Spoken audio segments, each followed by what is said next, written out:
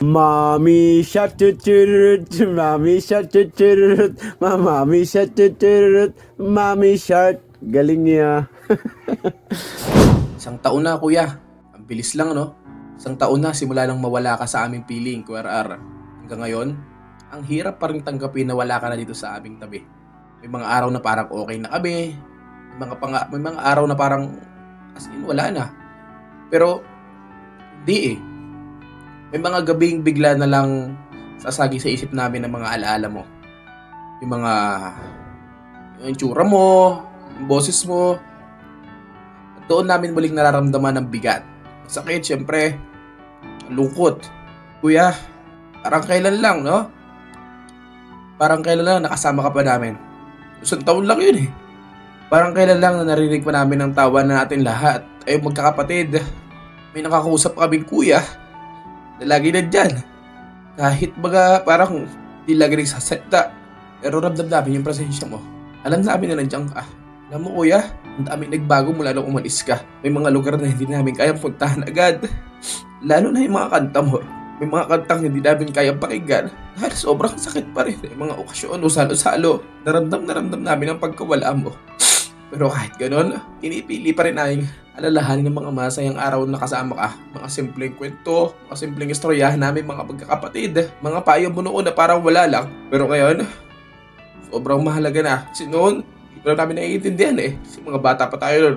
Kuya, miss na miss ka na namin.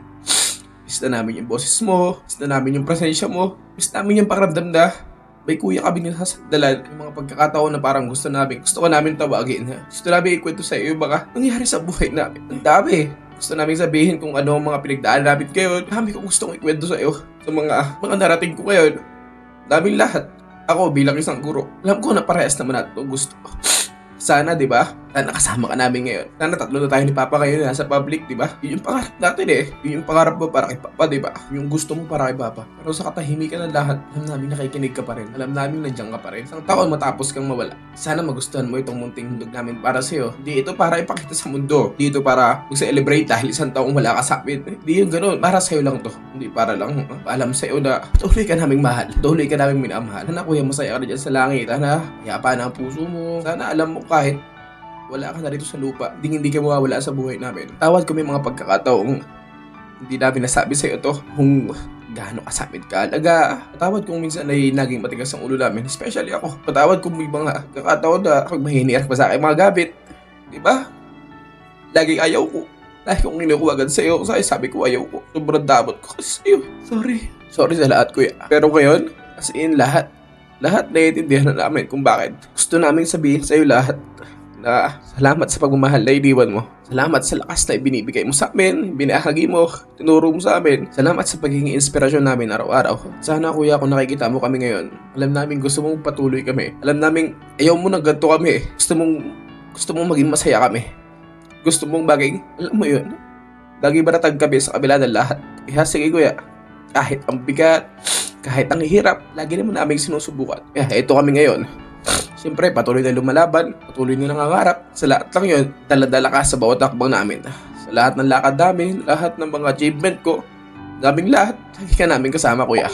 Lagi kang andito sa amin. Itong munding inhanda namin para sa'yo, simple lang to. Isang tahimik na panalangin para sa'yo kuya. Isang pusong punong-puno ng pagmamahal mula sa amin. Kurar, isang taon ka nung wala sa aming piling. Pero habang buhay ka namin kasama sa puso namin. Mahal ka namin kuya. Mahal na mahal. Sobrang mahal. Alam mo miss na miss ka na namin. Sobra. Araw.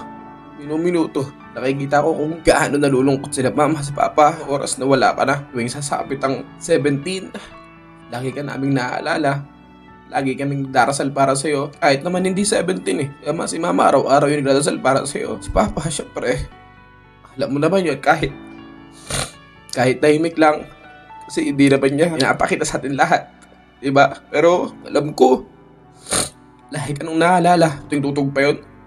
Alam ko, lagi ka nung kasama sa isip dun. Sobrang mahal na mahal ka nung kuya. Mahal na mahal ka naming lahat.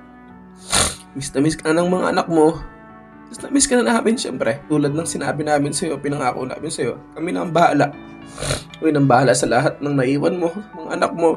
Hindi namin sila pababayaan syempre. Isang taon pero sobrang bigat. Sana kuya, Sana okay ka na talaga dyan. Sana masaya ka na. Hanggang sa muli, kuya. Hanggang sa muli. Mahal na mahal ka na aming lahat. Salamat, kuya. Salamat.